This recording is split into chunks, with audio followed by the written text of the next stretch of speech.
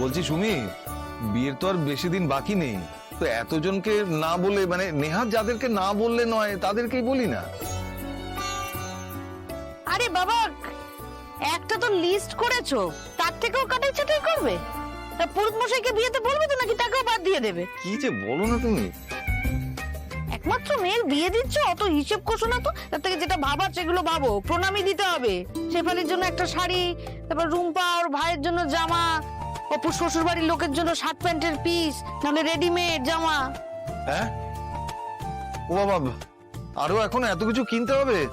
এই তো আজকে ওই ছেলের সোনার চেন কিনতে গিয়ে এতগুলো টাকা বেরিয়ে গেল। তো আরে জামাই বলে কথা, তুমি তো খরচা করবে না? একটু হাত খুলে খরচা করো। আর জামাই, আজকে তো ওই সন্তু ওই সবচেয়ে শান্ত ছিল। তো চুপ করো, এক কথা বারবার বলো না, চুপ করো তো। তো তুমি দেখো, শম্ভুবাবু সকলের সামনে অপুকে এইভাবে বললেন, আর ও একটা কথা বললো না। আরে বাবা, দুদিন পরে অপুর বউ হবে।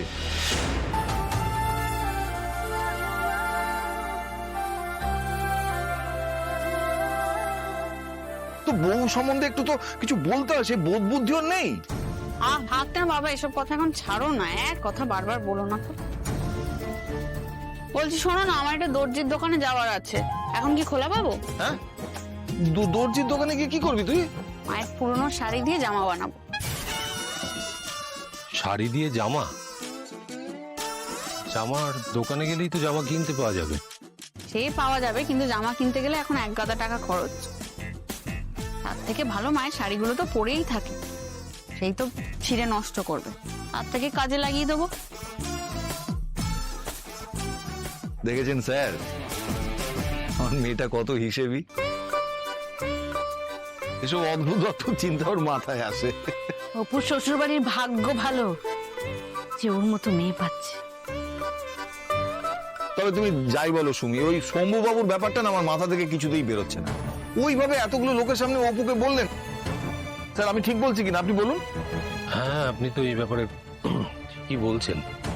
বাবা চুপ করো না, সব কথায় অত ফসকা পড়লে চলে না। বলছি কি, এই ব্যাপারে প্রতিনাথ বাবু কিন্তু সত্যি বলছেন, ওইভাবে কথা বলাটা। স্যার, আপনি একদম ধুনো দেবেন না। আপনি ধুনো দিলে কিন্তু ও এক কথা বলে বলে মাথা খারাপ করে দেবে।